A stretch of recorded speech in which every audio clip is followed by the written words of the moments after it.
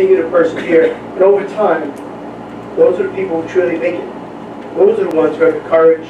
Those are the ones who persevere through adversity.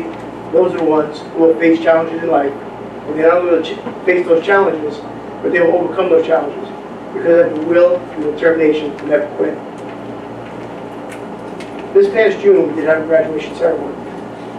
And some of the students here tonight were not able to attend. But they made a choice. They made a choice not to quit. They made a choice never to give up. They worked hard over the summer, and they persevered. You guys sitting here today, there's 3 of you sitting in the audience today, we're going to graduate tonight with the Board of Education, Senator for the President, Ms. Eileen Panico, and myself. You persevered. You did something that you put your mind to. And it's a testament to your character, it's a testament to your will, and it's a testament to everything that you stand for. So I congratulate you guys. You know, you took that challenge, you could have quit. Because you could have said, I'm done. I'm done with school. I gave it my best, I didn't want to do it any longer. But you did. And that says a lot about you. It says a lot about your families. And your families and friends should be proud that you persevered this summer. And I congratulate you from the bottom of my heart. And I wish you guys well in your future endeavors.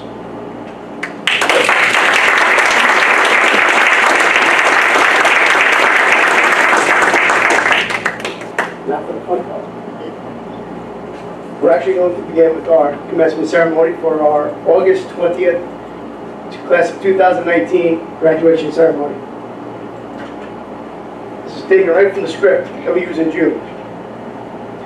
One of the greatest honors that is bestowed upon high school principal is the responsibility of certifying to the superintendent of schools and the Board of Education president that the students of Connecticut High School will receive their diplomas have met all local and New York State Department of Education criteria for earning a high school diploma. It is a legal certification and one I am confident in making here today. Therefore, Ms. Panico, I certify that every student who is to receive a diploma today, August 20th, 2019, has satisfied the graduation requirements of the State Education Department and the Board of Education, and therefore is eligible to receive a Connecticut High School diploma from the Connecticut Board of Education. I am honored and pleased to present to you members of the class of 2019.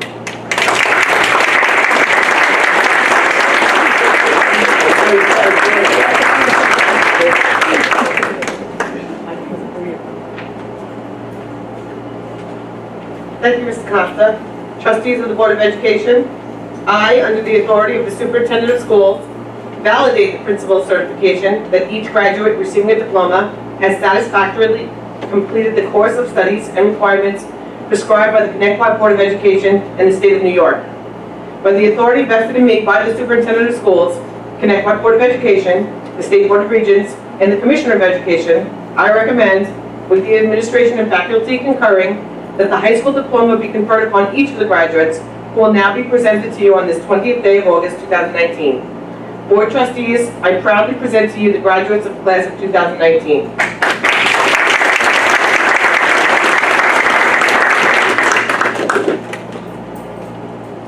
Okay, this time I'm going to call you by name. If you could, when you hear your name, please stand up. Then come to the front. You're going to receive the diploma from Ms. Eileen Panico.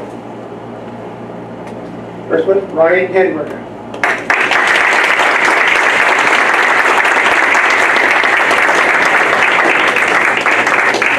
Wait. Dan, come on up here, Dan. I'll give you a photo. Should I get him as they go? Okay. Yes.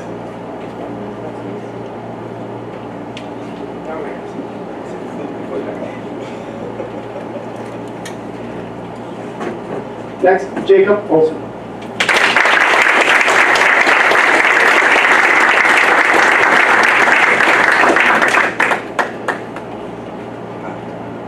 And last but not certainly least, Claude Marks.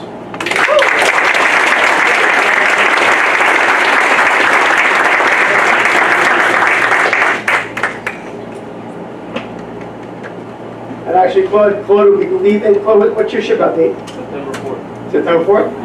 Claude leaves the United States Army on September 4th. Claude, we thank you for your service.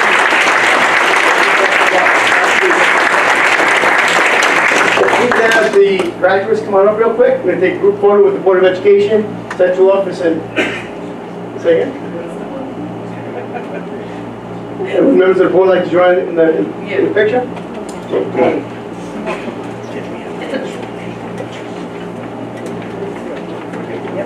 I'm sure I'll pay for mine too.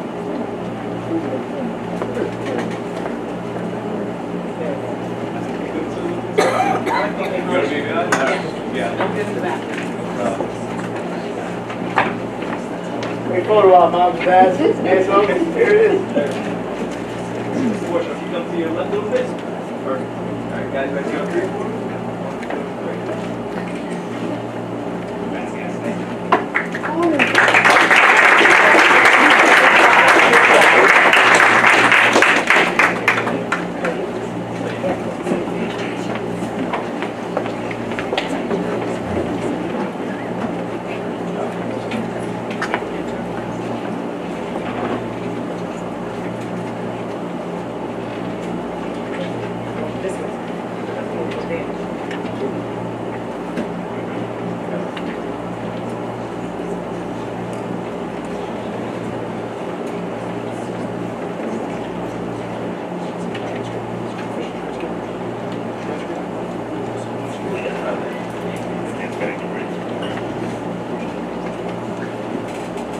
All right, once again, we don't have a tassel toss or a hat toss, but if you've already kept, feel free to throw it in. Congratulations, guys.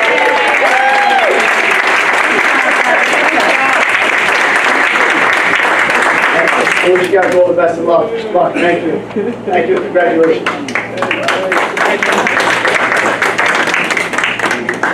Okay, so we're moving on to E. Podium. Yes. All right, so there are some changes to the agenda. Lisa, did you look that up or are we gonna change everything? I took it up, so I think you might want to have one more exec session to discuss it further. You want to, Clear the room now or afterwards? it's up to you. You might want to go through the full agenda. That's it, yeah. Okay, so then, but we still need to clear the other. You would have to go back. So- You can do that. You can go back. So we can skip those for now on the, yeah, You okay, can pull those, have the discussion in exec session, and then come back out. okay, all right, so that's what we'll do then? That'll be the change to the agenda?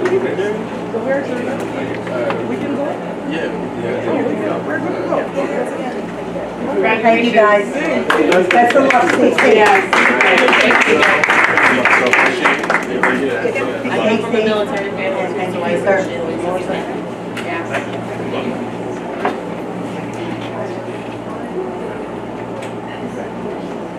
That makes me cold. I just want to put that.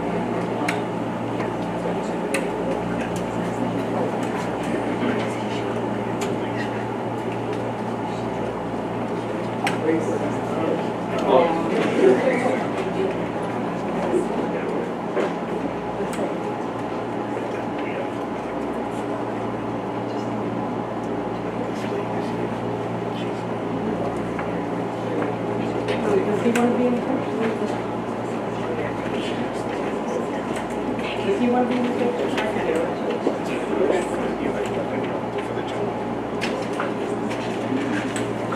Should we just, we're gonna do a quick Make a exec. motion to Yeah. go into exec session. I'd like to make a motion to go into exec session Discuss to discuss the employment history of a particular person. Perfect, yes. Can I get a motion? Motion. Second. All in favor? Aye. Okay, Actually, you're not doing the public hearing, you're doing the minutes, I think. all right, we're doing the changes to the meeting agenda first. Right, okay. Okay, so there are some changes. We're taking out on the consent agenda, right? No, is it consent? Yeah, oh, and then do that part? Well, because we're doing the changes first. When you get, Oh. when you When we get, get there, we can do when that? you get to consent, you can do the. All right, going out. good. So we're gonna do the discussion with, okay, hold on a second.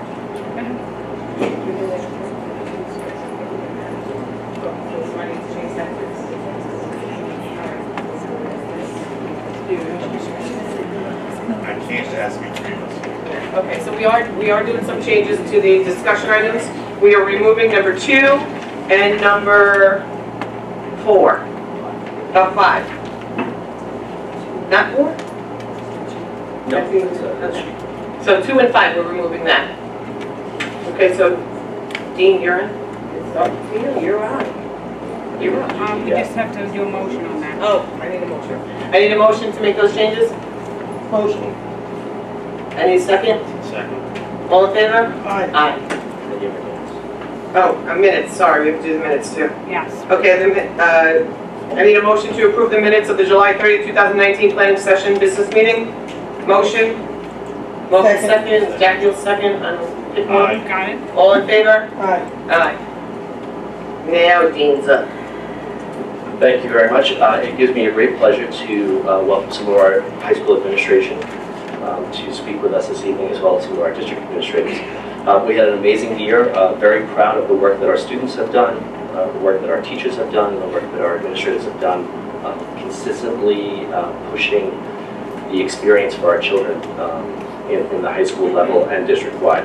Tonight, we have our high school principal, Mr. Ken Costa, our director of guidance, Mr. Jonathan Macaluso, our chairperson for science, Dr. Mary Losing, our director of mathematics, Louise Berger, director of LOAT, Denise Hanaway, director of English is Christina Poppy, director of social studies and business is Margaret Ronai. First up is Mr. Costa and Mr. Macaluso to give you the high school statistic report for the 2018-2019 school year.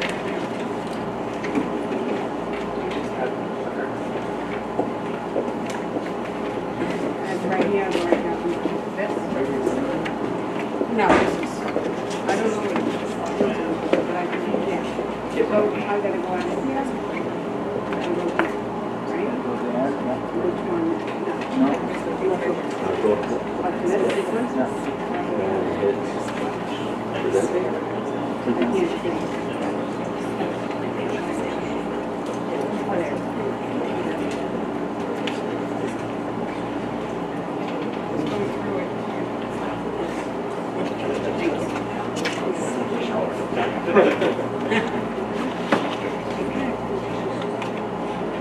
Okay, good evening, everyone. It's our pleasure to be here this evening to provide you with the overall graduation statistics for the class of 2019.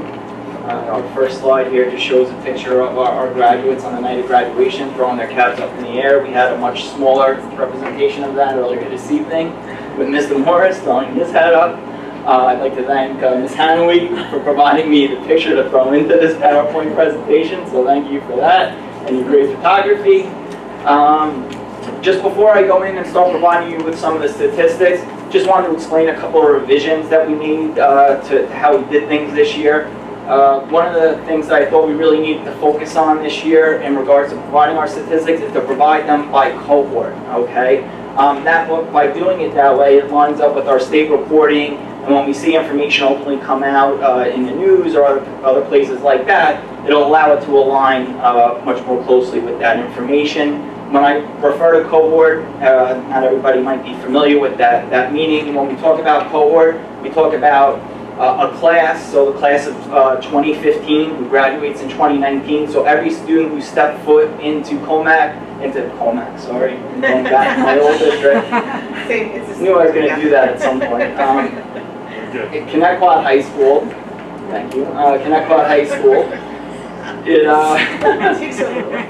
yeah, that one threw me off. Yeah. All right, time out. But, so every student who first enters in 9th grade with the class, that student's reported on. So whether they maybe took longer in years to graduate high school, maybe they dropped out, whatever the case might be, all of those students are reported in our reporting. So it's a more accurate, consistent reporting, encompasses every student from that first day through the date of graduation.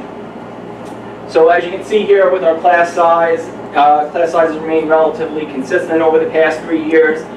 Just for purposes of information, all you'll see here, we're providing statistics for the last 3 years just so you have some comparison points.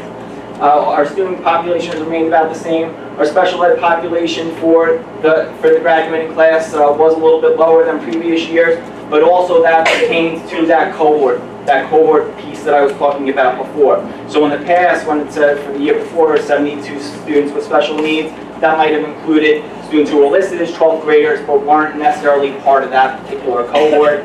So that's one of the reasons why that number is a little bit lower. When you look at our students and the percent graduated, again, I tried to compare previous years with the new way of doing the reporting. But if you look at our cohort information, you see that we had 499 students in our cohort or in our class. And overall, out of those students, 484 students graduated, which was just under a 97% graduation rate, which is really an excellent percentage. And even if I try to compare it more to how numbers were done in the past, we had 501 students graduating, so again, that would include some students outside the cohort, and we're at 98%. So when you're looking at numbers like that, we're obviously doing a very nice job. The majority of our students are getting through high school and graduating, and that's something to really be proud of. And probably right up there with all the top school districts in the county. Does that number include the children from tonight that made it through the summer? It does not. So that number would even be, High. because this is all, everything you see here is based on June graduation Okay. information, okay? So that's good to know that we did. Yes, so it's even a little bit better now, Right. exactly. The other thing I will point out, that the information you see here is for all our students that were in Comac High School. They don't, And then there's, what, high school? geez. What? We're letting it slide tonight. Just tonight. Next time you're getting 50 lashes. I worked so hard this past year not to mess that up once, and I've done it twice. Do it again. We're talking about high Nice. graduation numbers, so we're in Paris to. Get it out, get There it you over go. with. There you go, that's Mr. Costa, I appreciate it. That was a good save. Yeah, but this does not reflect students that might be attending other schools that are still part of our district. So if they were attending a BOE setting or other things like that, these numbers that you see here, I do provide information and do calculate all of that, but I separate it between the high school and between the district. I would like to see those numbers with the BOCES graduates as well, because I'm Sure, an advocate for their trades. sure, no problem. I'm happy to do that. Thank you. We'll get there. So this next slide just reflects how we did overall with the different diploma types that our students received. And again, really impressive, and our students did really well. Overall, when you look at these numbers, again, 98% or just 97% graduated, that's outstanding. When you look at our Regents results and our Advanced Regents results, really encompasses a large majority of our graduates. You see that we only had 17 students who received a local diploma, so everyone else was either getting a Regents or an Advanced Regents diploma, which is really outstanding. When you total our two Advanced Regents columns, our Advanced Regents and our Advanced Regents with honors, we're at about 67%. So 67% of our graduates received an Advanced Regents diploma. And again, remember, that's including every student in the cohort, okay? So that is really quite impressive, and when you look at the 3-year comparison, that's the highest percentage over the past 3 years. So we're making progress, and we're really doing a nice job. Just so you know, the 3 impressed from 63 and 17, 64 and 18, 67% 19. So now you gotta top that next year. And then you see we have 15 non-grads. Some of those students were actually here tonight who now How have many, turned there was into 6 graduates. or 7? 7 total that graduated over the summer, that completed the course and graduated over the summer? 7, yes. Yeah. 7 out of the 15? Well, There's still kids that are, there's one that's saying it's courses or something, for health classes or something. Okay. And then we transfer that over, she becomes a grad January. Perfect. yeah, it's not really 7 out of, like, saying it that way isn't necessarily accurate, because again, some of those students here this evening were, or one of the students, he actually wasn't able to come, Gregory Wright, he was a Sequoia student, not a Connect Park High School student. And also, Right, when we talk about those non-grads, that can include students with special needs who are continuing on their education. So they might be still enrolled, they're not necessarily a non-grad, they're Okay, still gotcha. enrolled. So that It's nice to 15 see includes that. those students as well. It's Right. not just, Right, you know, but it's students nice who to are see done. that the students that were missing that half a credit or whatever it is that went back and did it, so that's really nice. Just continuing some of our diploma designations. This year we had 2 Seal of Bioliteracy recipients. That's something that Ms. Hanaway and I are going to work on in the coming year, and we hope that number is going to continue to grow and expand over time. We had 80 students receive a CTE endorsement. The majority of those students are students who attend BOCES for half a day for vocational purposes and end up receiving the CTE endorsement as part of their work that they're doing there. We had 1 student who received a standalone mastery in math, We had 64 mastery in science and then 18 mastery in math and science. Just so you understand, a student receiving mastery in math or science is a student that receives an 85 or higher on 3 Regents exams in those subject areas. Just now to change focus a little bit to some of the college-related information regarding our class of 2019. You can see that 159 or 160 students are going to 2-year colleges. Overall, about 54-55% of our students are going to 4-year colleges. So overall, 88% of our students are continuing at a post-secondary institution, which again is quite impressive. What this doesn't include, we also have about 10 or 11 students, I forget exactly, but 10 or 11 students who are going to be continuing on at a trade or vocational school or something along those lines.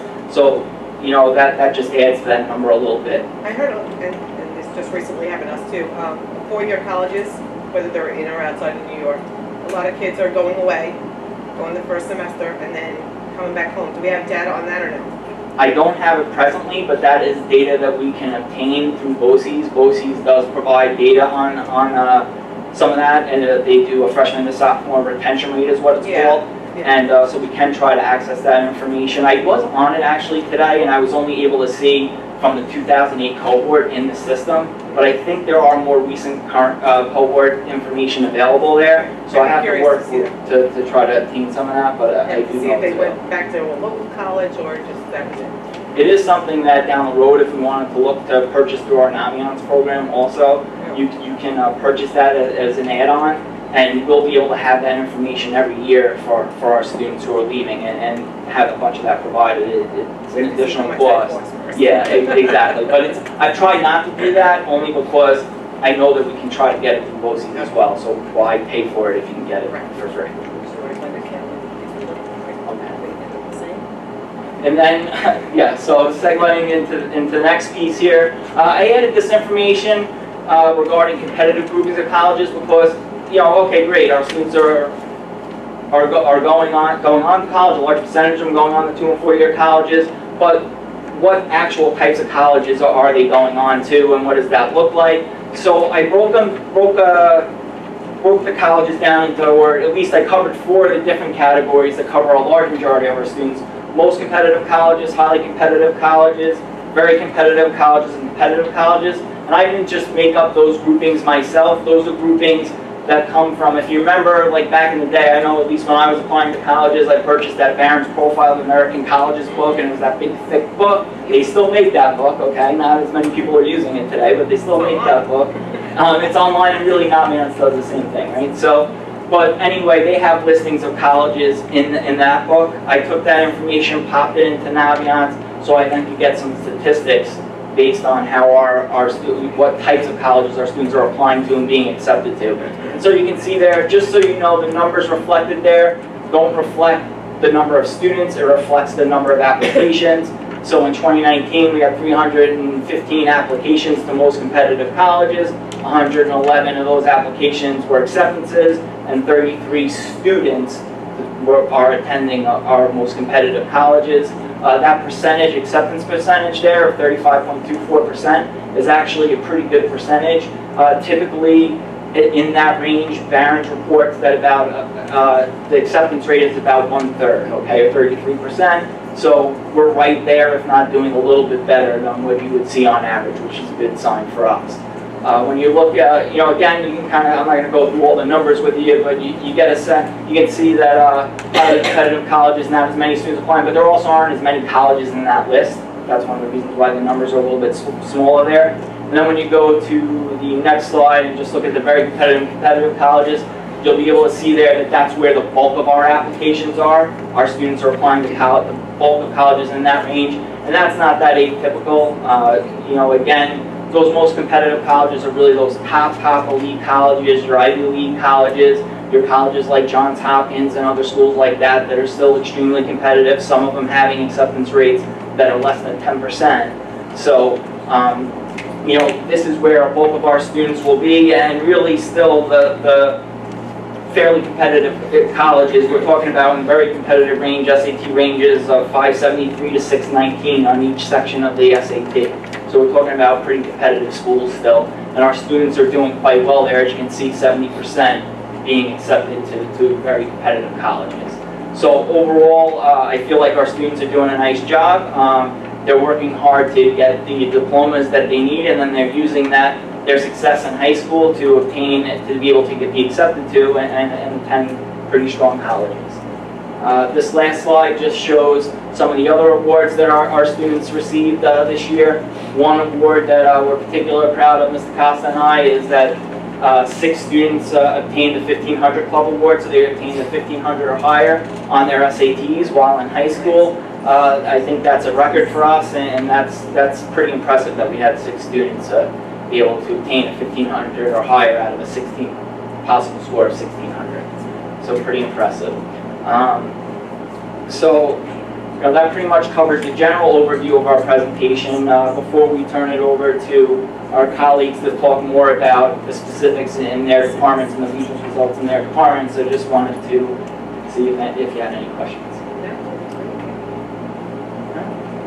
I guess my question is why you didn't talk. So before we bring up our district directors and chair people to discuss the curriculum initiatives as well as the region's results, I just wanted to present to the board. We did receive recognition from New York State, so on behalf of Commissioner Elia and the Board of Regents, I'd like to congratulate you, your district, having a school that has been designated a recognition school. This school is among those in New York State that have high academic achievement, growth, and graduation rate, and have made progress during the 2017-18 school year, and we'd like to recognize the high school for that, so we're very proud of that.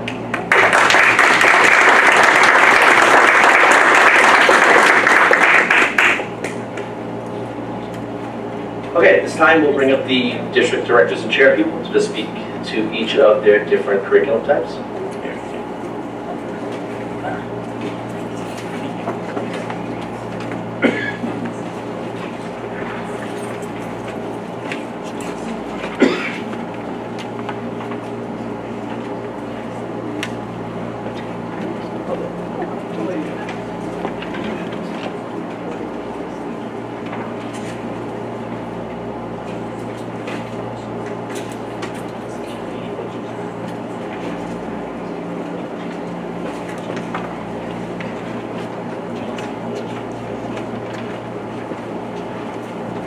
Good evening. How are you? Flip through to our first slide. Okay, so do they each have copies of our? Yes, sir. Okay. What do we get, Madison? Yep. Okay. Page 3. The first page is our results for June from the last 3 years for all 3 of the math Regents exams. So something I just wanted to point out that is not on the slide was I gathered some data for Eastern Suffolk BOE schools. So if we take a look at the Common Core Algebra 1, the first column, this year we had 94% passing rate. In Eastern Suffolk BOCES, the rate was 80.41, so 80%. So we've exceeded that. In Common Core Geometry, which I'm very proud of that number, we went from 80 last year to 87% pass rate. And for Eastern Suffolk BOCES, their range was 80% passing. And then Common Core Algebra 2, the last column, we have 94% pass rate. And for Eastern Suffolk BOCES region, it was 93%, 93.68, so most impressive. Also in our Common Core Algebra 1, we had several students receive hundreds. We have 8 students from Oakdale, Bohemia receive 100s, and we have 2 students from Rock Hollywood Middle School receiving 100. So that's something to be very proud of, and I know it will come at a later board meeting. And we also have 1 student from the high school that received 100 on the geometry regions. On the following page, we have our mastery rates. So for Common Core Algebra, we went from 32% to 40%, increased our mastery rate. Eastern Suffolk BOCES mastery rate for Algebra 1 was 23%. Again, another number that we are very proud of there. Common Core Geometry, we went from 11% to 20% mastery, and we're right about the average for Eastern Suffolk BOCES was 21%. And lastly, Common Core Algebra 2, we went from 10% to 21%, And BOCES, Eastern Suffolk BOCES region was 27%. So that is something that we are recognizing as a department, that we need to increase our mastery rate at Algebra 2. And the next page would be our AP scores. And those are our averages, so out of a 5-point scale. In AP Calculus AB, the first column, this year we went up a slight percentage. For 2019, the average of the score, 1 through 5, is 2.93. We went up slightly again in BC Calc, 3.88. Again in AP Computer Science and AP Stats. So across the board, all of our AP scores in all of the math and science courses, math and computer science courses have increased. So I'm very proud of that number as well. And lastly, some of the goals from last year, this past school year, and some to look forward to for next year. We have completed summer curriculum writing, K through 12, actually, in all of our math courses, Regents Ending courses, I should say, and some of our computer science courses, which we have 2 new computer science courses coming out this year. We have another AP Computer Science, it's called AP Computer Science Principles, and we have Cybersecurity starting this year. So, yeah, it's a really good one. It's a lucrative job to get into as well. Lots of guest speakers for the kids this year. We are continuing to go over our new standards for implementation. They don't have a Regents rollout date yet, but in the middle school, in the 3 through 8 exams, they will change in 2021. So our teachers are getting ready for that, seeing where the changes are, and seeing how to tweak our curriculum at that point. That's a continuing, we've been doing that for a while. Our Computer Science Academy Committee will continue to meet. This year we are going to hopefully have some of our students complete the Computer Science Academy, obviously going back, drawing upon the courses that they've taken since 9th grade. So we'll take a look at that. I just told you about the new courses we are planning, or I should say are implementing. We are going to start at the middle level, working on some unplugged and plugged activities for our math students within the math classroom, some activities for computer science lessons that tie into the math instruction that the teachers are currently teaching. So the current curriculum, and trying to expose our middle school students to more experiences and making that connection between computer science and mathematics. And the last bullet there would be a realignment of high school math courses. We are looking to create another pathway for students to become accelerated. So pretty much in what we're talking about is if your student doesn't get accelerated from 6th grade into 7th grade, they will have an opportunity, and that's what we're going to work on with one of our consultants, myself, and our high school staff, as well as our middle school staff, where students double up so that they can take calculus, whether it be AB or BC, before they leave our high school. They will still have the opportunity to take another AP, the AP statistics course, but getting that calculus course and the pre-calculus course in is tough if you are not accelerated. So we're going to look for a secondary pathway where students can successfully meet the 3 Regents exam courses and then combine a hybrid type course for pre-calc and calculus at that point. So that's work that we're going towards this year. We've been talking about it with our staff. They're excited to figure out how this is all going to fit together, and it's also exciting for me to offer parents and students another pathway.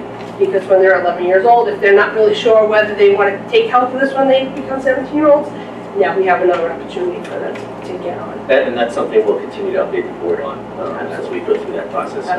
We're looking for some date in October to present to the board what our current acceleration pathway is and what we're looking to propose as we move forward into the future. I have a question.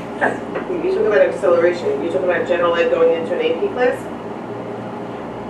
So currently we have in 6th grade, students choose to take it's kind of like a 7th and 8th grade course together in 7th grade, which then allows them to take Algebra 1 in 8th grade. Is this just AP kids now, or general ed as well? This is general education students. So we're looking for opportunities for more students when they're developmentally ready to take advanced placement courses to kind of do that. I just don't want to lose any general ed kids. So math is a biggie for those kids. Well, giving them a solid foundation in 6th, 7th, and 8th grade for the basic skills that they're going to need to be successful in the higher level mathematics, that's really our goal. Okay, good. So it's a win-win for more students. Great. Are there any more questions for Matt? So I'm going to introduce Ms. Christina Poppy, our Director of BOE.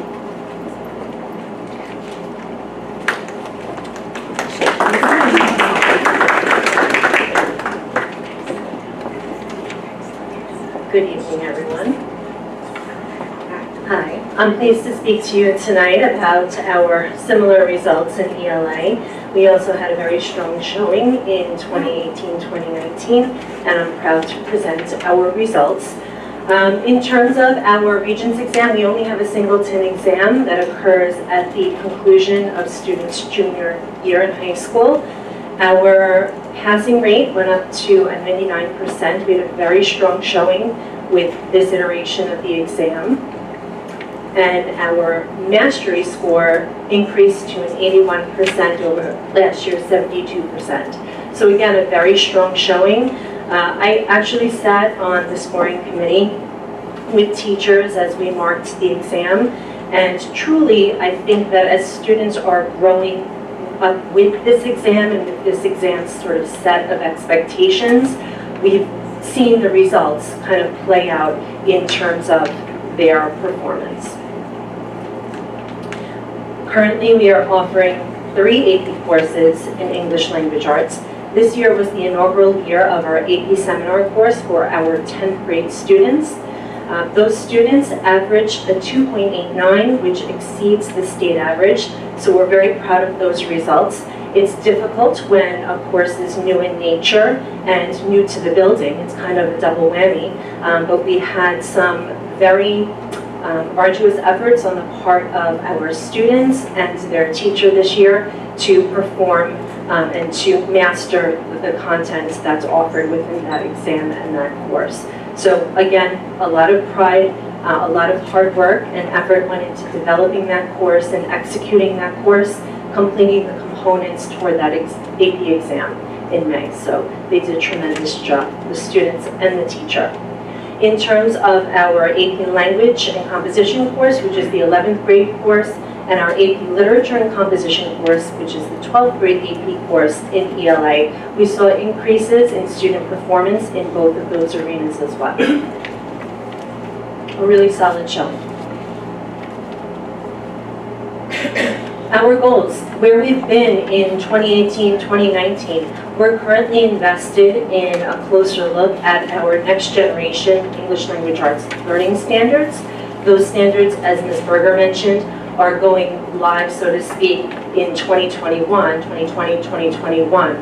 So we are taking this time to adhere to New York State's roadmap for implementation, and we are building awareness and capacity around those state standards. We've been doing this K through 12. The sense is that as our children grow up with these learning standards, and in ELA they're not that disparate from the Common Core state standards that we are currently operating under. We'll continue to see tremendous growth in terms of our student capacity and our population's performance on these exams. We looked for professional development opportunities to, again, raise teachers' awareness, build their capacity around these standards, and I truly have to say that as a result of our efforts there, teachers reflected very closely according to the standards, looked at the curriculum that they implement to achieve those standards, and felt confident that what they have been issuing to students and the way that they've been presenting curriculum to students is exceeding the expectations that New York State is setting forth in these next-gen standards.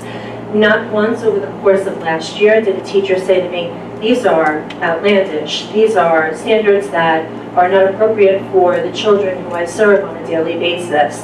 And so I think that as a result of those conversations, teachers are moving into this next kind of level and this next experience with this battery of standards with a great deal of confidence. And I'm happy and proud to say that. That's K-12. No problem. We're continuing to build that capacity in 2019-2020 by providing more opportunities for teachers to align their curricula to those standards that occurred this summer with some curriculum writing projects. And of course, we always reflect on our past performance with item analysis of different exams in order to kind of see where we need to make some improvements.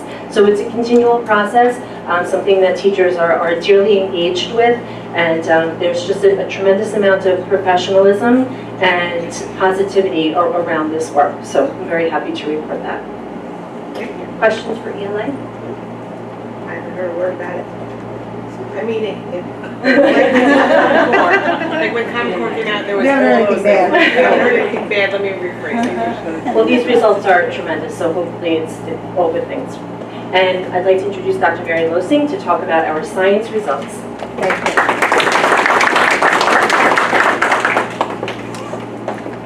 Thank you. Good evening. I'd like to talk about our science results. We did very well this year.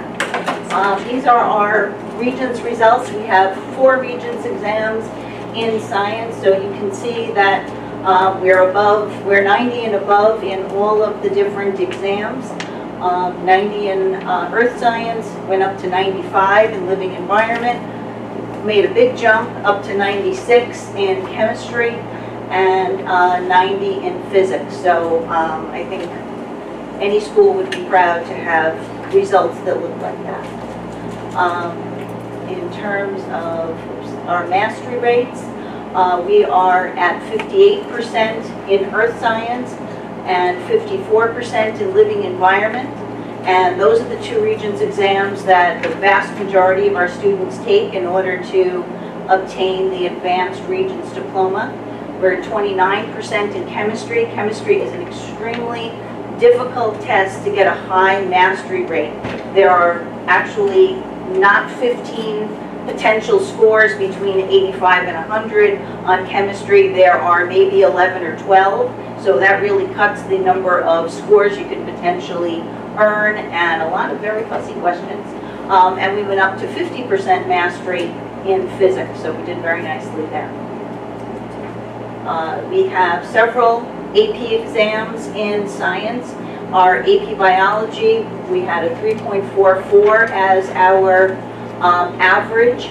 Chemistry, we went up to a 4. Chemistry and physics, I would say, are probably, physics C particularly, probably the two of the most difficult exams, along with calculus AP exams that we offer. We went up to 3.71 in physics 1. This was our first year of offering AP environmental science, and I'm really proud of the way the students did, and their teacher did a tremendous job in getting us over a 4 as an average in the first year that the course is offered. AP Physics C actually has 2 parts to the exam, so students receive 2 scores. They can elect to take both, or they can elect to just take one. AP Physics C in mechanics is a 3.7. AP Physics C, electricity and magnetism, is one that it is so hard to do well on that section. We went up to 2.7, and it's something that our teacher is always looking to figure out how to get the kids to do better. But clearly there was a bump there, and we have every intention of continuing to move that forward. And he's already, the minute we saw the scores, thinking about ways to increase those averages. But for our students that want to be engineers, AP Physics C certainly is a course that they want to think about taking, because it's what they're going to experience when they get to college. In terms of the kind of work that we've been doing, the New York State Science Learning Standards were adopted in 2016 to be implemented starting in 2017. It's been a slow rollout to allow teachers to be prepared. So our current 3rd graders and 6th graders will be the first students that will take the new assessments based on the standards. Our high school, our living environment, or now they're going to call it biology, back to biology, and earth and space science, those students will take the first new Regents exam in 2023, and chemistry and physics will be in 2024. So we have some time, but it's a lot of work to prepare for these new standards, because they're not really a shift in content, a bit in earth science, but really not in the rest. It's a shift in the way you teach, and taking students from listening to the teacher, give information, to having students figure things out. And that's the real goal, and to make them really own that material so that they will learn it, understand it, and hopefully consider a career in a STEM field, because certainly that's a growing concern. So we are focusing on professional development, on our pedagogy, as well as assessment, because the Regents exams that we currently have, as well as the elementary and intermediate level exams, will change significantly. And I was just up with the director of assessment in New York State, and he was talking about the differences. So the changes are going to be significant. And of course, we always look at our data, and our teachers are always looking and figuring out, based on how the students did, exactly how we can do better. Questions? No. My son is, you never see an unemployed physics teacher, I just have to say that. That is true. Physics is, And a technology teacher. So if anybody has technical skills, you will find a job, no questions, physics and chemistry and technology. and I have to say, my son is in 2 internships for his STEM work, doing automation engineering. Awesome. So I'm super excited that he already has 2 job offers. That's fantastic. It's a great. Definitely. All right, it's my pleasure to introduce Mrs. Margaret Ronai to talk about social studies. Thank you.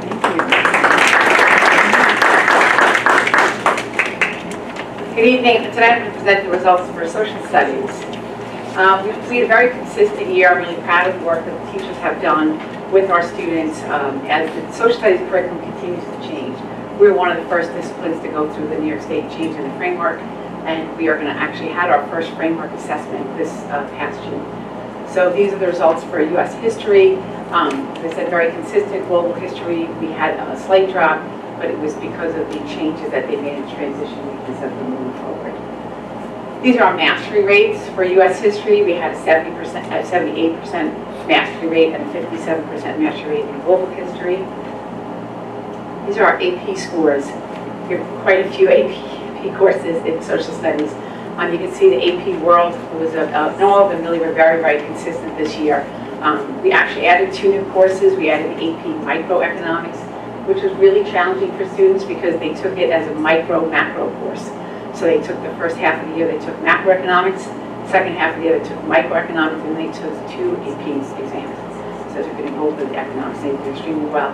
And then we introduced the AP Human Geography course for the first time this year, and those are the results for those students. What does that encompass, the human geography? Some schools are using it as a 9th grade curriculum. It is talking about world events, the impact of the environment, geography skills, which is a big, big focus of the social studies now. So we had about a class of 9th, 10th, and 11th graders. So it's kind of interesting. And the social studies has done a lot of curriculum writing, as you can see, over the last 2 years. Last year we did extensive curriculum writing in microeconomics, human geography, AP Government and Politics, because AP College Board had changed their curriculum standards, and the Urban Studies curriculum. We had worked on the AP Human Geography and Microeconomic courses and how they were implemented this past year. We worked on professional development as we are aligning our curriculum and our assessments to the new Regents exams, and we certainly looked at our data, which is something the staff does exceedingly well. This summer, we've already written 5 additional curriculums. We wrote for grades 2, 4, 8, 9, and the AP Capstone Research, which is going to be a new course in social studies. The students that took the AP Capstone that Mrs. Pompey referenced, most of them will be continuing on into the AP Capstone Research course, which is in social studies. We're looking to facilitate the AP Capstone Research course for those students, and we're going to be doing professional development on the framework, especially as they roll out the new U.S. History Framework Regents exam. Thank you. You're welcome. Oh, my pleasure to introduce Ms. Hannity.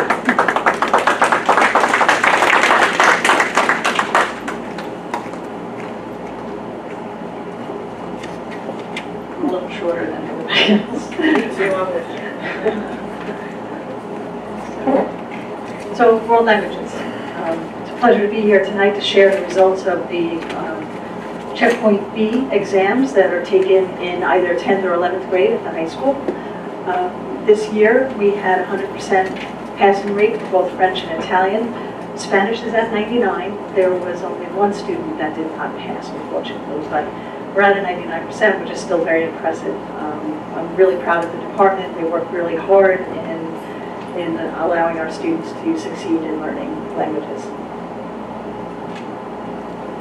So the mastery rate for French has gone up from a 70 to an 82%.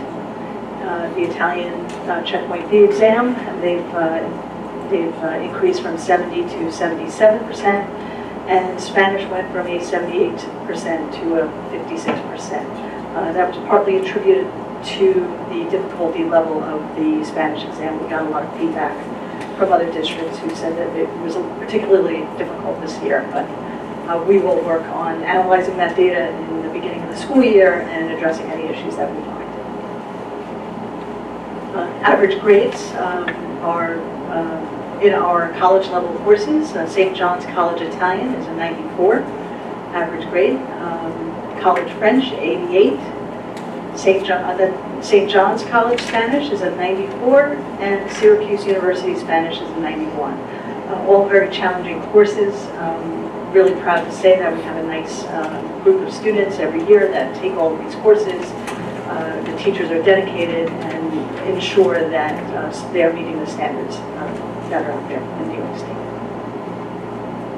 As for our goals, this past summer we worked on a few things, and this past year we continued professional development on different world language practices, including technology. And as we have the Chromebooks in our departments as well, we'll be continuing that for this coming school year, giving them more ideas and applications to use for those Chromebooks. Also this summer at the high school, we had a collaborative effort between ENL teachers and content area high school teachers who worked together in creating curriculum, projects, activities, modifications of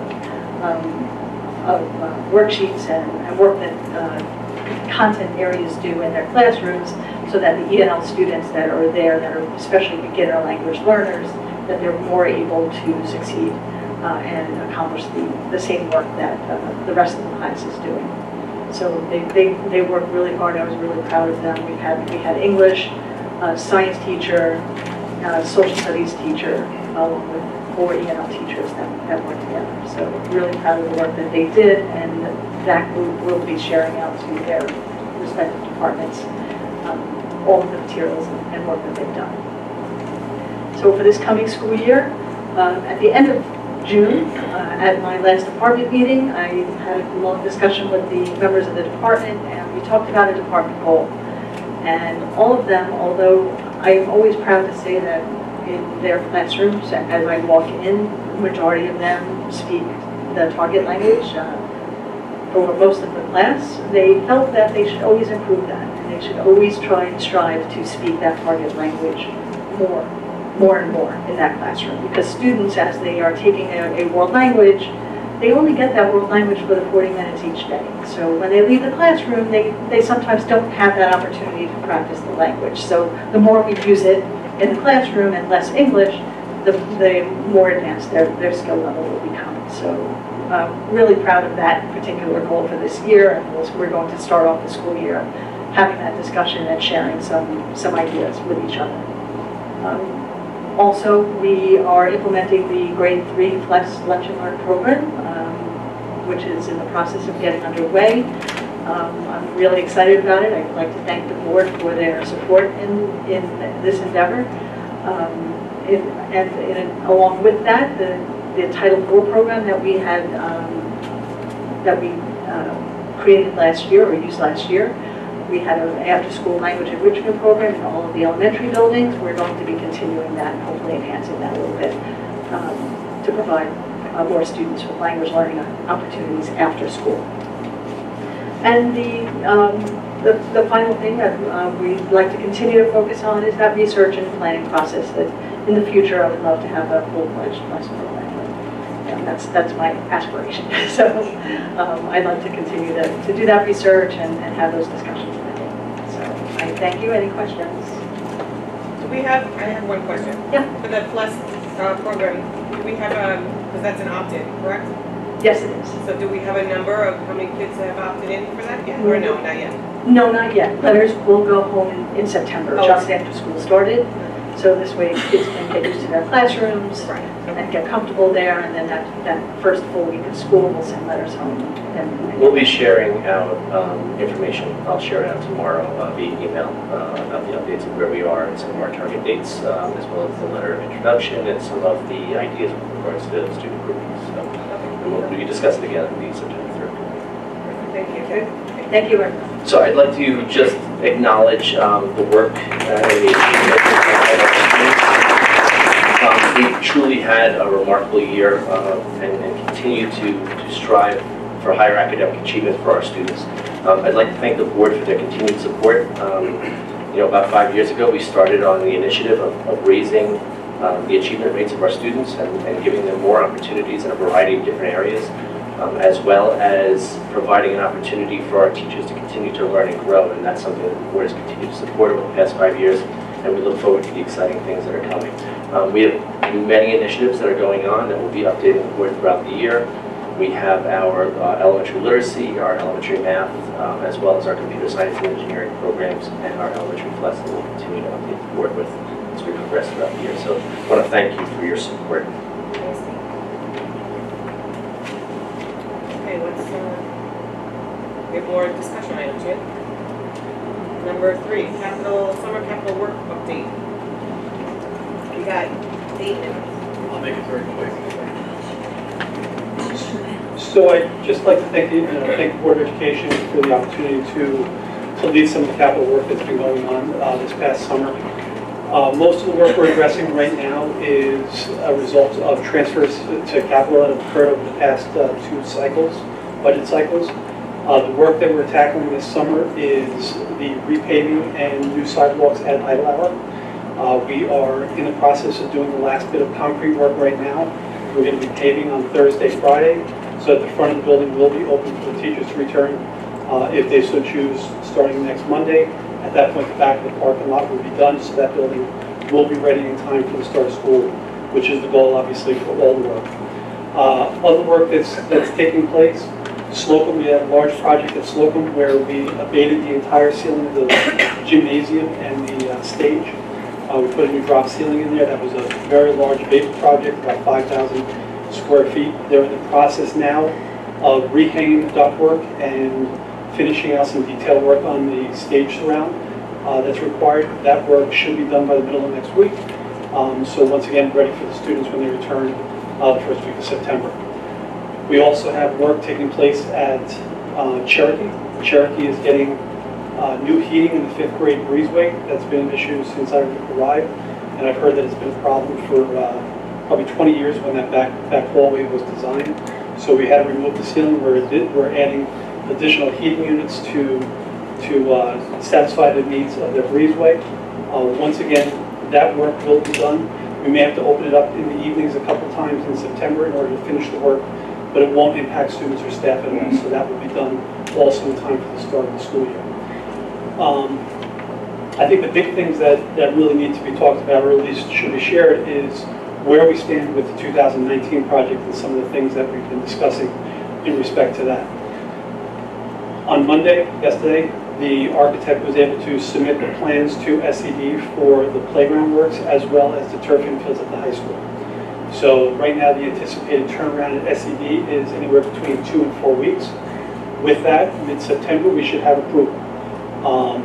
Once we go through the approval process, we will then go through the process of securing the contractor and establishing the purchase orders and then scheduling the work for this fall. We've already started the conversations with the new athletic director, Mr. Mallory, and I met with the baseball and softball staff yesterday. We started talking about some of the different options that we should try to consider in incorporating the project. Whether or not we bring them to the board for approval in the first stage of work will be dependent upon the pricing that we get. But knowing what the options are moving forward will give us a chance and an opportunity to revisit things in future years, depending on how other projects come in. So it does gives us some latitude as far as that goes.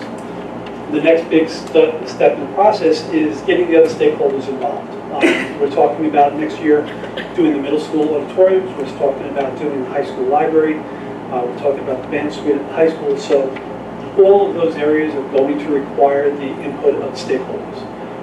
We've already started to come up with some days. We're going to reach out to the various directors and propose different meeting times. I believe the 20th, September 20th and the 25th are the first dates we're coming up with, so that we can actually start fine-tuning the details and make sure that the end users can understand and appreciate what the thought is going into it, and make sure that we can incorporate as many of their thoughts into the final product as well. As we have those meetings, obviously there's going to be quite a few give and takes and some dialogue. I will be sharing that with the Board of Education, and I actually just had a quick conversation in the lobby earlier with Syntax, and we're going to be establishing something on the website where we're going to be able to post pictures, we'll be able to post updates. Some of the information that I forwarded through the superintendent last week to the board, we can start incorporating that so the community can see where we're at as well with these projects. So, I just have one question. sure. The Slocum sidewalks, that was getting done through the state? Here's the thing, there was a proposal a couple of years ago from the town of Islip. Yeah, but they wanted us to take half. Didn't Doug Smith, maybe I have the wrong conversation. I'm pretty sure Doug said that the state was going to do the sidewalks for Slocum. I don't know about that. Nothing? Man, I don't know the name. All right, I'm calling.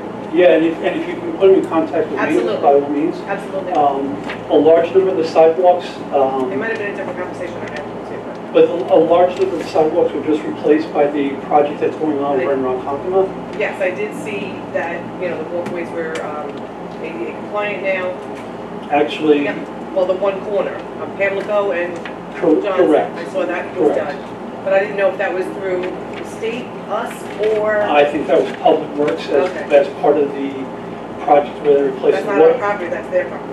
Right, and this past winter, they replaced water and gas lines, I did see that. and they did a lot of damage to the roads, so they I ended know up they repaving repaved the everything. whole thing, so that's. Correct, so that was my understanding as to that part. Okay, all right, thank you. Absolutely, thank you. Okay, next discussion item is the immunization law change. Where's this? Yes, and that's going to be Ms. Manzi who will speak directly to that. Just want to offer a brief update. On June 13th, Governor Andrew Cuomo signed legislation removing non-medical exemptions from school vaccination requirements for children. The U.S. is currently experiencing the worst outbreak of measles in more than 25 years, with outbreaks in pockets of New York primarily driving the crisis. As a result, all non-medical vaccination exemptions in many communities across New York have unacceptably low rates of vaccination, and because of that, Cuomo is now saying that they're removing the non-medical exemption. We just wanted to show this out, let you know that this is not a district initiative, most of this is driven by the state.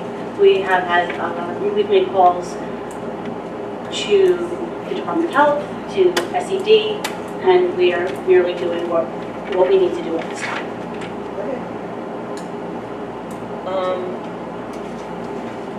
That's it, on that discussion, right? Okay, so we're gonna suspend the business meeting. Wait, I got multiple notes here. I need a motion and a second to suspend the business meeting. Motion. Second. I need a motion and a second. All in favor? Aye. I need a motion and a second to convene the public hearing on the code of conduct. Motion. Second. All in favor? Aye. Ms. Gail Santo, you're up. You got about 7 minutes. No, I'm just kidding. You have 10 minutes. All right. You're kidding me.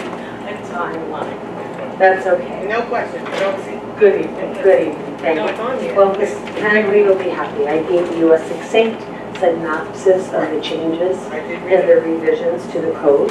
Allow me to, good evening everyone, allow me to say that I had convened a multidisciplinary committee, and we used the New York State School Board's assessment as a template and a guideline for our revisions. I identified the themes. Oh, I had to click, or I apologize. Where, can we make this go to slideshow, please? Thank you. Let's go back.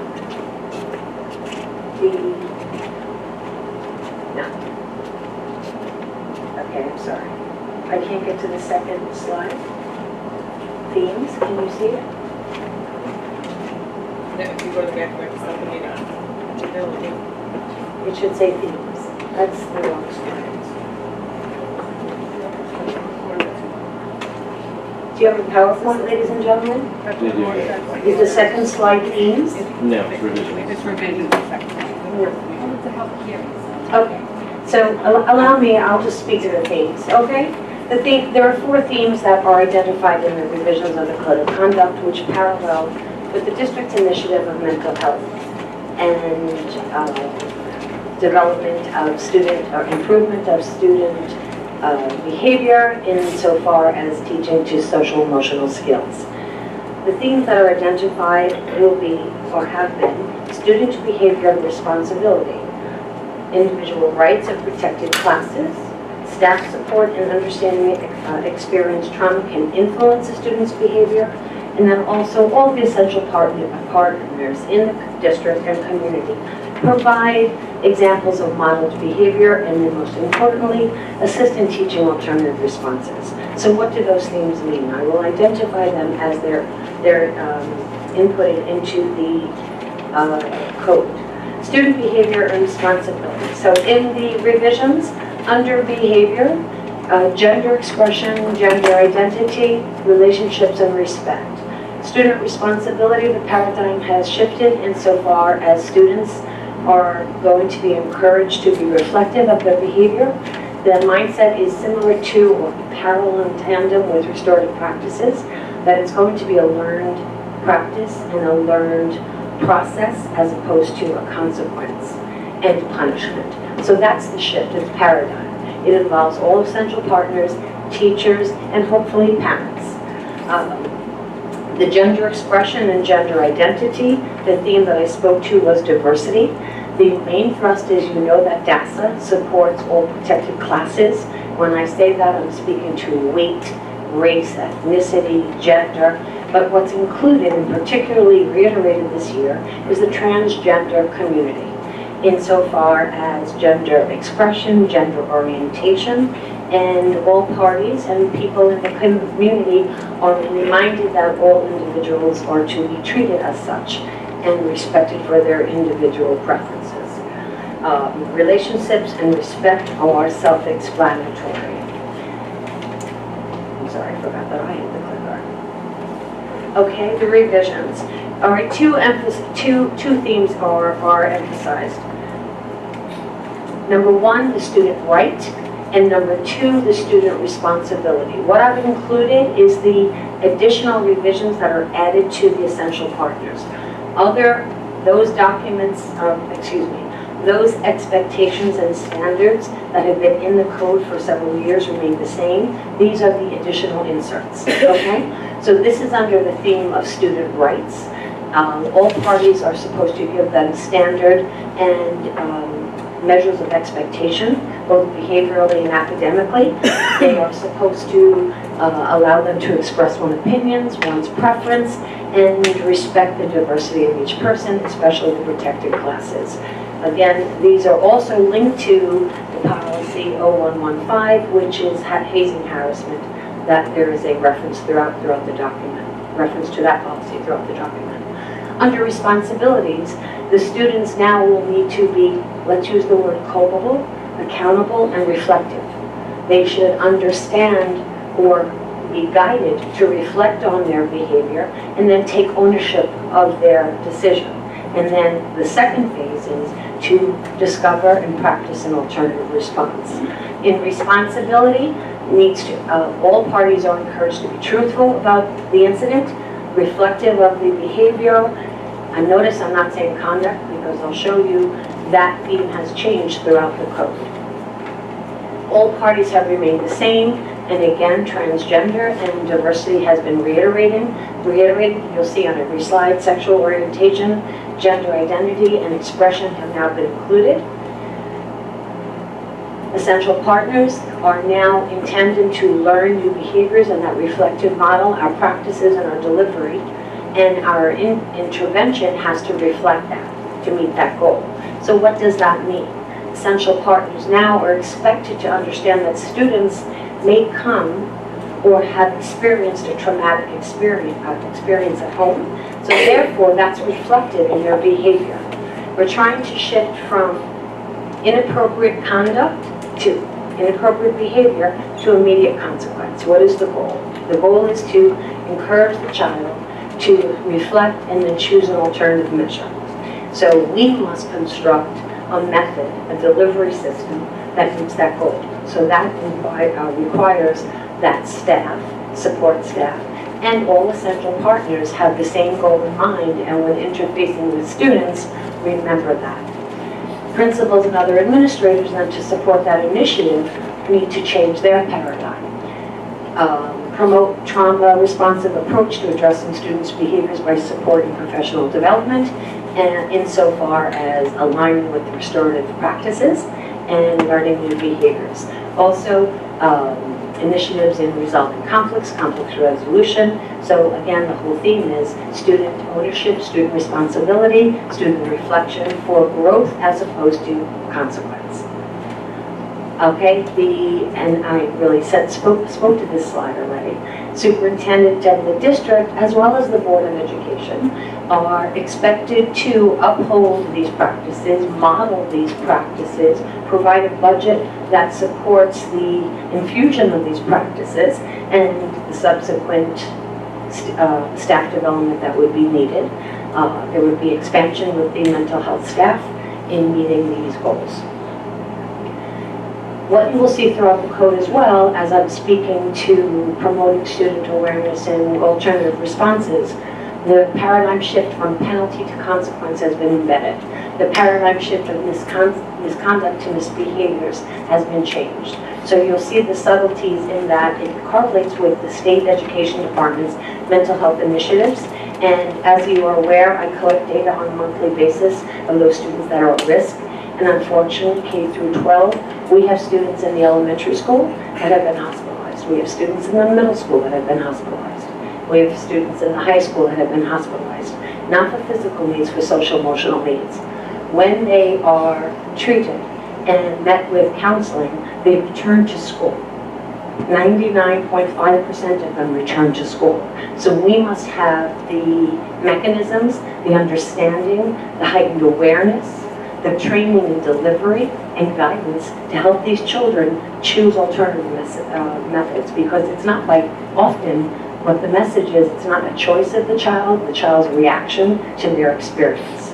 So if you interview and if you're astute, you can help the child adapt, respond, avoid, but learn appropriate behaviors so that their life is safe, their experience is safe, their experience in school is positive, and they're not being excluded. That's the goal. So I just said everything that's on that slide. So trust, okay? How'd you like that? That was quick. That was good. Okay? Trust me. Couldn't breathe. I didn't go read it. Okay, exactly. Well, I'm not being facetious, No, but I know. truly that's the theme. Okay? But the only thing that has been reiterating again is that all parties in the school are entitled to a safe environment.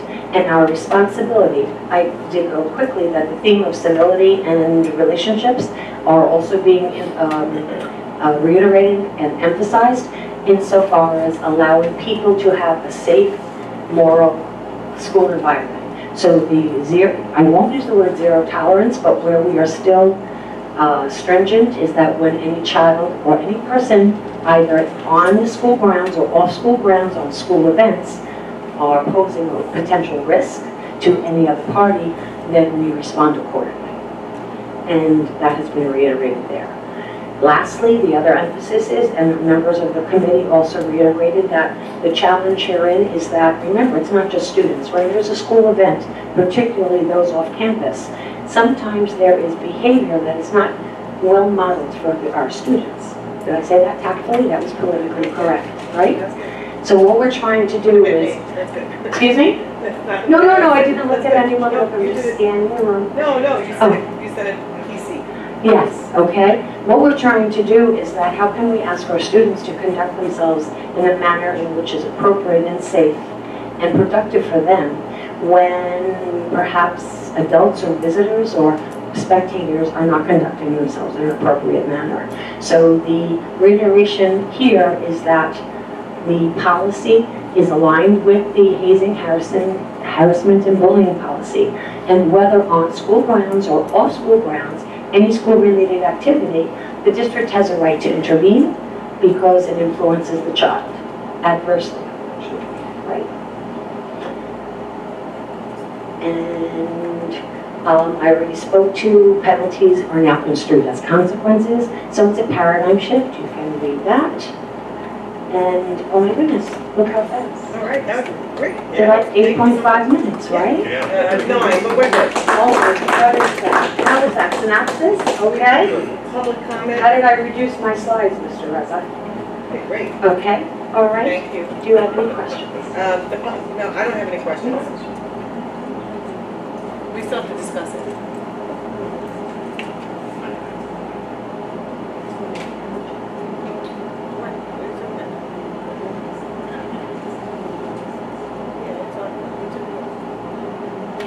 So I am good, all right? Yes, We're you're done? good. Thank you. We have a public, Oh. if you'll just wait, we have a public comment on the code of conduct. Oh, yes. Only on the code of conduct, if you have any questions, the code of conduct only. Only like 16 times I said only. No? No questions? I already had a conversation in the car with some interested parties, so I think we're informed. So then at this time, we can adjourn the public hearing. Where's my little notes? I need a motion to adjourn the public hearing on the code of conduct. Motion. I need a second. Second. All in favor? Aye. Aye. Okay, Thank you. Thank you. Thank you. thank you.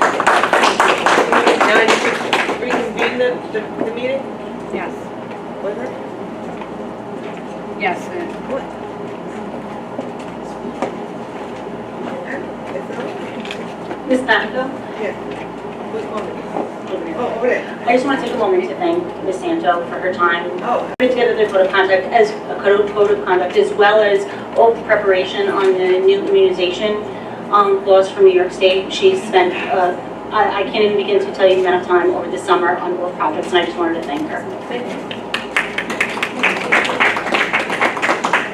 so I'm going to reconvene the business meeting. I need a motion in a second.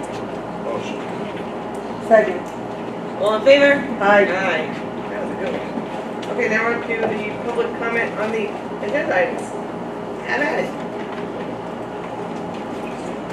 Oh, I have to read my statement. Everybody knows this. Everybody who's here knows this one. This section of the agenda gives the Board of Education an opportunity to recognize persons who wish to raise a question or make a brief statement on items related to school matters. The time available will be limited to 3 minutes for one or more topics. Persons wishing to speak are asked to adhere to the following guidelines: step to the podium, address the board president only. You may address one or more topics in the time allotted. Individual employees, parents, or children should not be identified by name, title, position, grade, or building. The board has the final decision to determine the length of time, the appropriateness of the subject being presented, and the suitability of the time for such presentations. Hi. I'm not saying your name.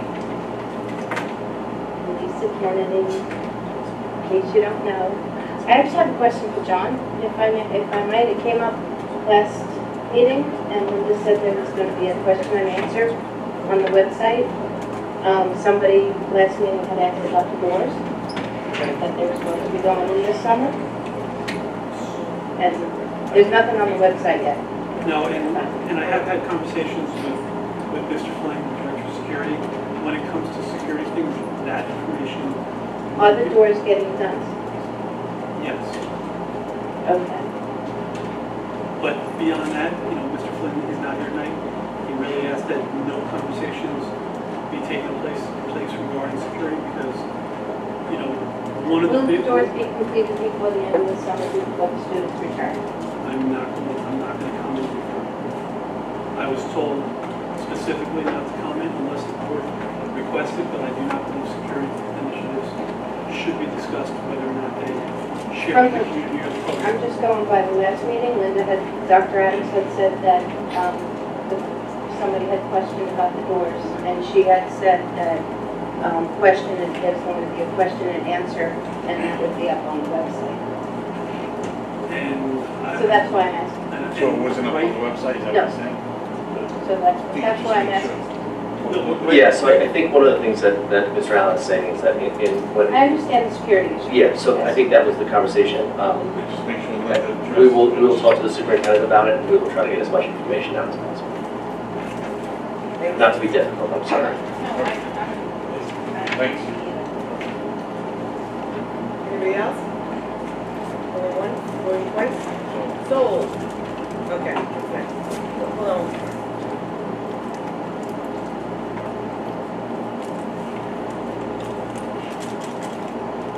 Oh, okay.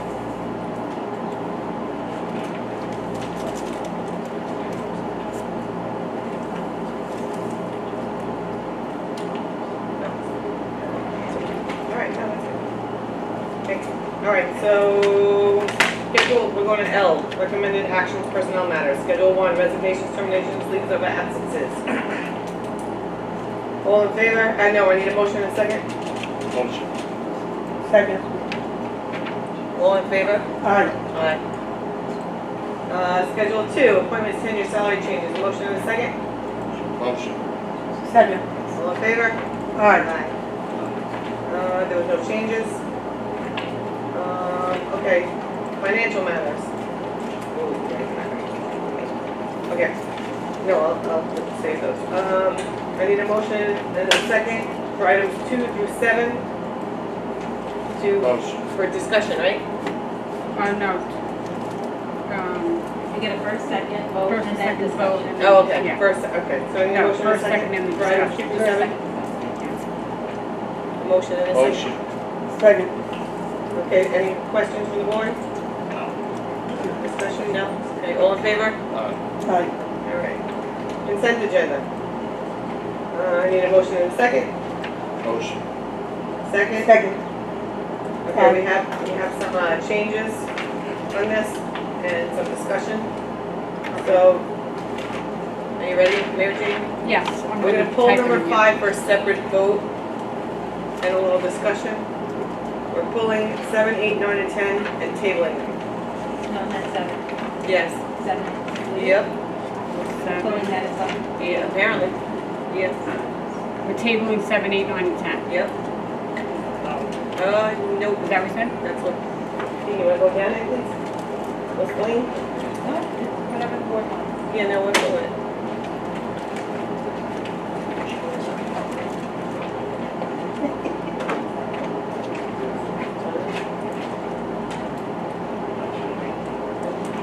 We're pulling. All right, so Right. pulling 5 and then tabling 7, 8, 9, and 10, is that Yeah, correct? and I just have, I know, listen, I know.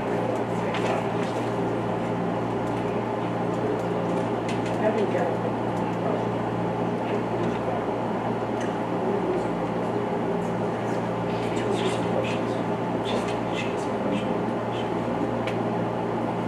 We can do a special meeting. I'm not comfortable with that.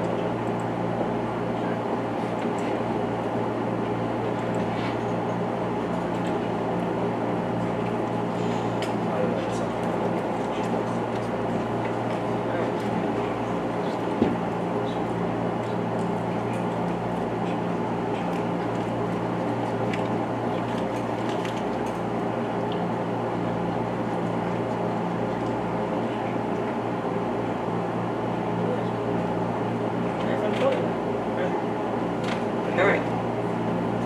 Okay. So, Linda's not here, but on the consent agenda, you had, where's the consent agenda list? It's not. Okay. There was some budget transfers. We can speak to this. Okay, good. Social security budget was obviously too high, if we could use all that money to transfer. Can we make sure when the new person gets in place that we lower that budget? Yes, we'll have that budget relooked at. There are some contingencies built in. I know certain there's a lot of codes. transfers out of that this year. Please. Yeah.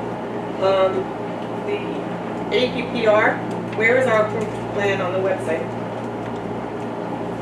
It is posted on the website. I will check to find out exactly where it's Can you send me listed. the link, Mhm. please? And also, we don't have all the current contracts up there. Everyone's current contracts are not up there. And we have a whole thing that says contracts. So can we just make sure that those are on there?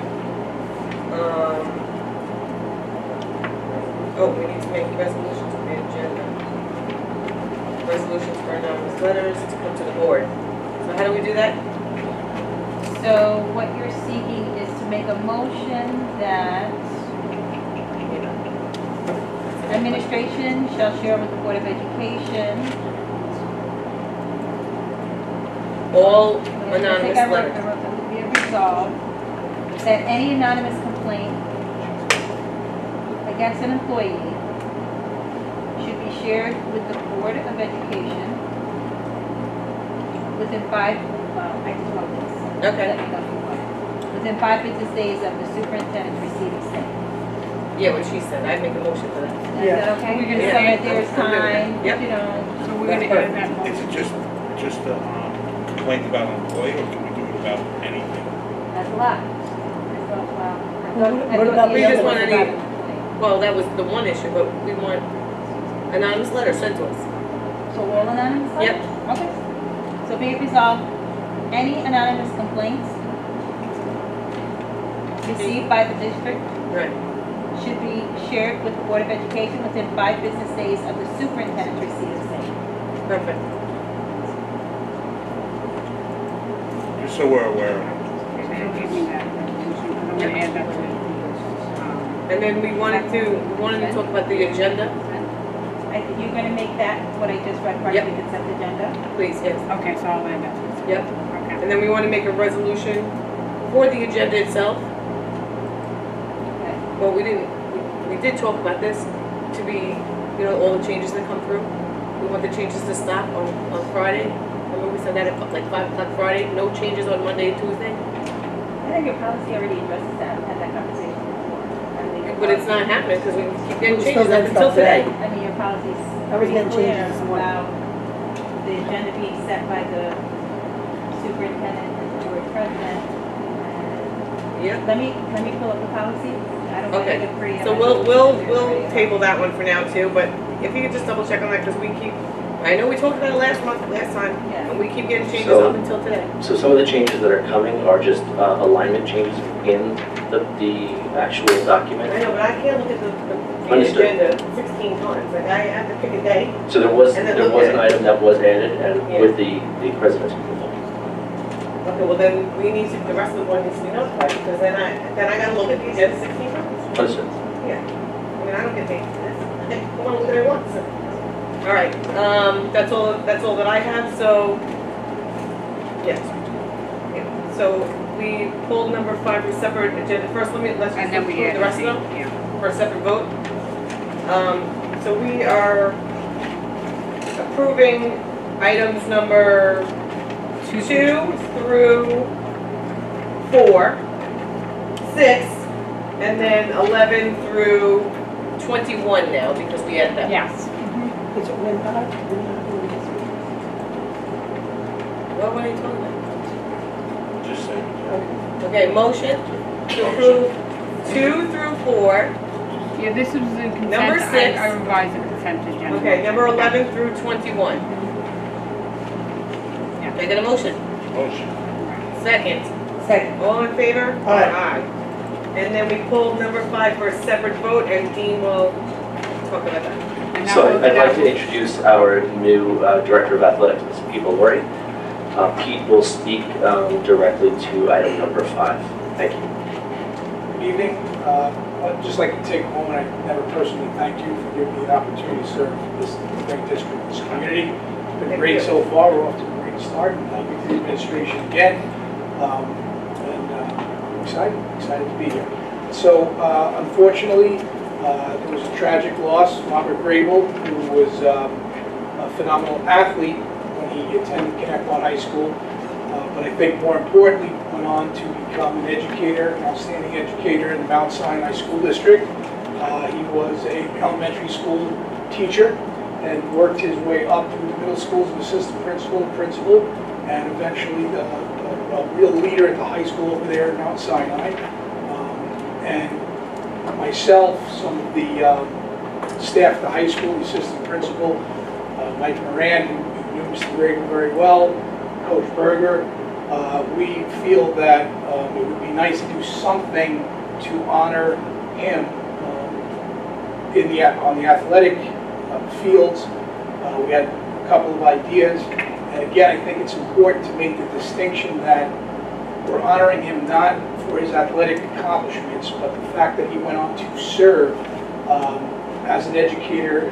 It's what we do, and serve kids and help so many young people. And I know he served on the board as well, so he served his community. And we thought it'd be a nice idea to do something. What exactly that is, we had a number of ideas from the football standpoint. We were thinking of wearing his number on the helmets of all the student athletes, the football players, number one. Maybe a little moment, a little summary of his career, his accolades, read at halftime of perhaps homecoming or the opening football game, even possibly retiring his jersey, and maybe presenting something, flowers and maybe his jersey in a frame to his wife and to his children who still attend our schools. I know Coach Berger had some great ideas as well for baseball. Do you want to briefly speak about that? Hey. Again, just to reiterate what was previously said, upon hearing of the news, the baseball community decided that we would come together to honor Robert Grable and his accomplishments both on and off the field. And being, the head coach in this district, where Rob was a above average baseball player, to say the least, I spoke to my staff and I spoke to the athletic director, and we thought that it would be a good idea to do something in the spring. I reached out to his school district, Mount Sinai. I spoke to the coach, and we arranged a non-league game where they would come to us and we would do a presentation on behalf of the Grable family for him, having the Mount Sinai community there as well. We were thinking of doing a plaque on the dugout and again presenting the family with his jersey. Again, we're going to ask for permission to do that. I have the wheels in motion already. I just held back a little bit. We were discussing it at length. Just want to get permission to go ahead and do that. Like I said, I spoke to the Mount Sinai coach, and they're on board. They're willing to do that as well.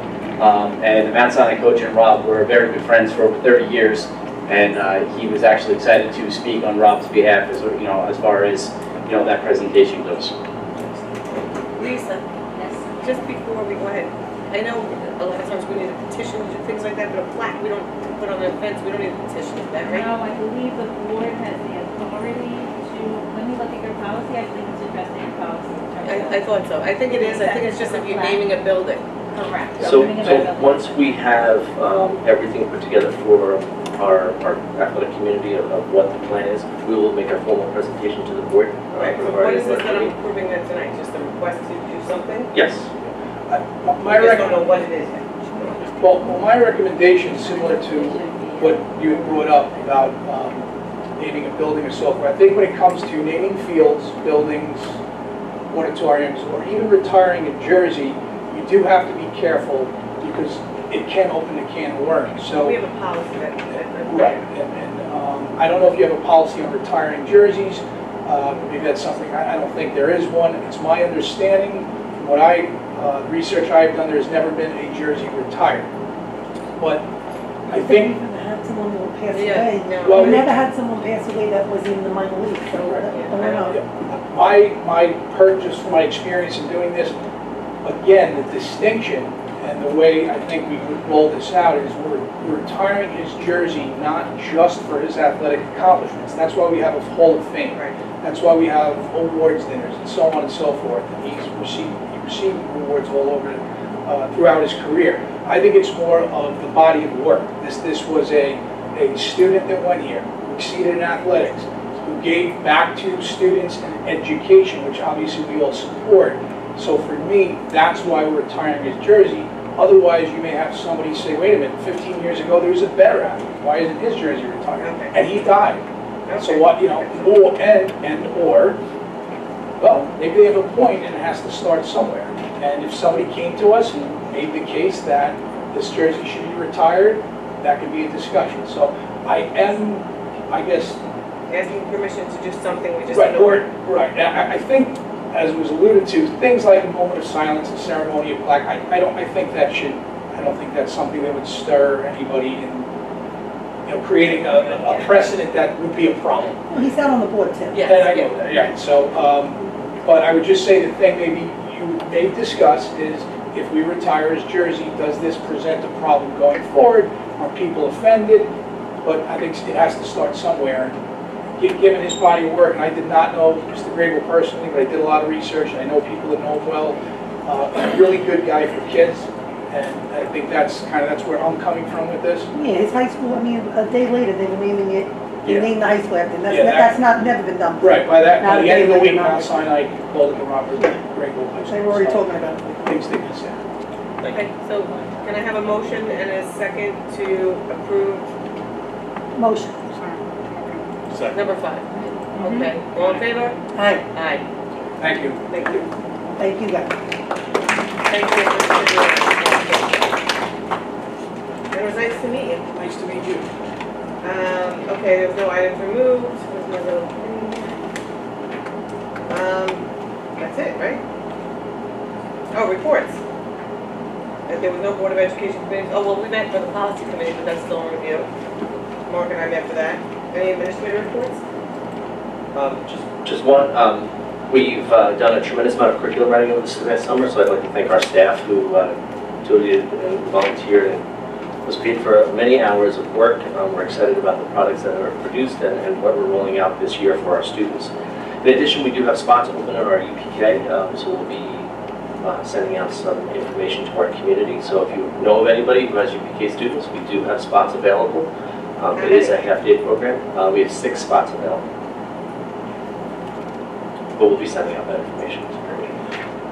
Anybody else from the Board of Education want to say anything? I think Monica.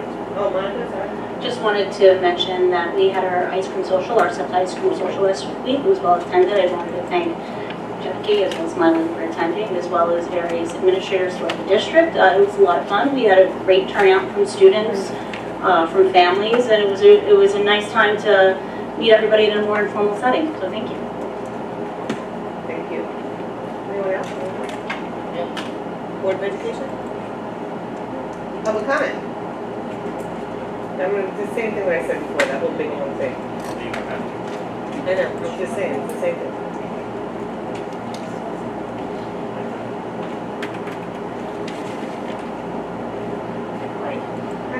I just one question. When items are tabled, what does that mean? We're going to vote on it, we're going to discuss them and vote on them at another time, Not this evening, not tonight. another board meeting. Correct. Okay, thank you. Anybody else? Going once, going twice? So. Sold to the highest bidder. Wait, I gotta make a motion to, motion, no, we're not going into executive session, we're done. So I need to You make know a what, I think motion to adjourn. Motion to. if we could do exec session, it's like the items that we could do very good. Yeah, that's a question. He's gotta go, so, all right. Okay, so we're making a motion for executive. All right, I'll make a motion for the Board of Education to move into executive session in accordance with open meetings law, section 105F, employment history of a particular person, confidential and exempt under open meetings law, to seek the advice of the board's attorney. Motion. Motion. Second. All in favor? Aye.